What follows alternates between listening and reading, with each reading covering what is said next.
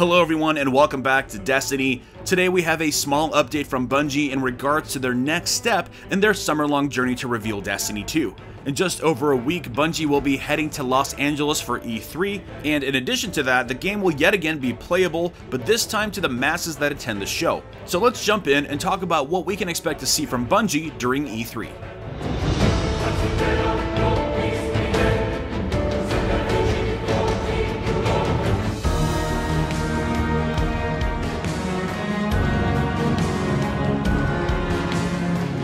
Before we begin, I want to invite you all to leave a comment below letting me know what aspect of Destiny 2 you'd like to see me cover in more detail. I can tell from some of the comments in previous videos that some details of Destiny 2 are still pretty hot topics, but even if you've spotted something in a video or screenshot somewhere and you'd like me to talk about it, let me know in the comments. Anyways, moving on to Bungie's appearance at E3. In today's This Week at Bungie blog, community manager Deej told us what we can expect to see at the show. Firstly, attendees will be able to get their hands on the game and play through the same activities that were playable at the reveal event. That means that they will be able to play through the Homecoming story mission, the Inverted Spire Strike, and the new Crucible mode countdown. During the reveal event, players were able to play through those activities with the new Striker Titan, the new Gunslinger Hunter, and the new Dawnblade Warlock. The difference this time is that Bungie is throwing in the Arcstrider into the mix.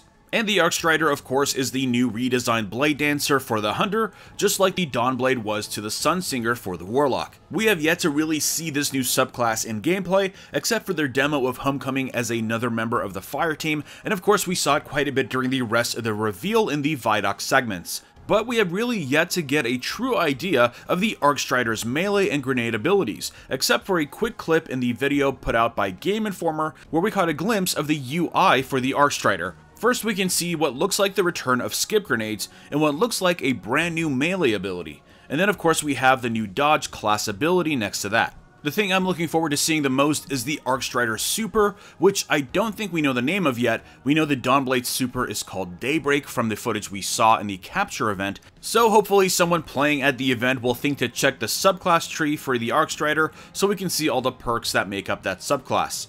Aside from there isn't anything new coming out of E3 for Destiny 2. I suppose there's always room for surprises. Maybe we'll get another trailer or Vidoc.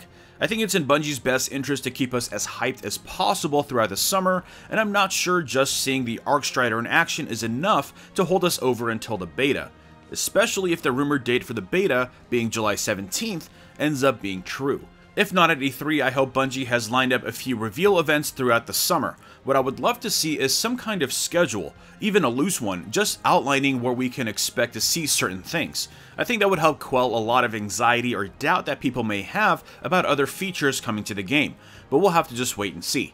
Another last point that Deej talked about in the TWAB was driving home the notion that Destiny 1 will not be receiving any more design updates. He specifically called them out as design updates to dispel any hopes for any more sandbox or weapon balancing. In the blog, he stated, "All hands at Bungie are committed to making Destiny 2 the sequel that this community deserves. We have a beta this summer that will demand your bug reports. This fall will begin an entirely new cycle of updates for a brand new game that we think will be the best answer to the feedback you've given us since the original launch of Destiny." This statement, I think, confirms what we already knew to be true, which is that Destiny 2 is a chance for Bungie to start fresh. Many of the systems simply can't be balanced or fixed because they're perhaps created on flawed foundations. Destiny 2 is a game that was built from the ground up in response to all of the feedback they received for Destiny 1 over the past 3 years. This does give me a lot of reassurance for everything new Bungie is doing for Destiny 2, and like I mentioned before, I'm going to be cautiously optimistic towards any of these changes that don't make complete sense, because we have to remember that we don't know the whole picture yet. Despite the plethora of information we've received so far about Destiny 2, we're only beginning to scratch the surface, and from what I've seen, that nougaty core looks pretty damn delicious. Anyways, what are your thoughts on Bungie's E3 appearance? Do you hope for something more to be shown other than just the Arcstrider? Leave your thoughts in the comments below. Drop a like if you enjoyed this video and subscribe for my continued Destiny 2 coverage. And I will see you all next time.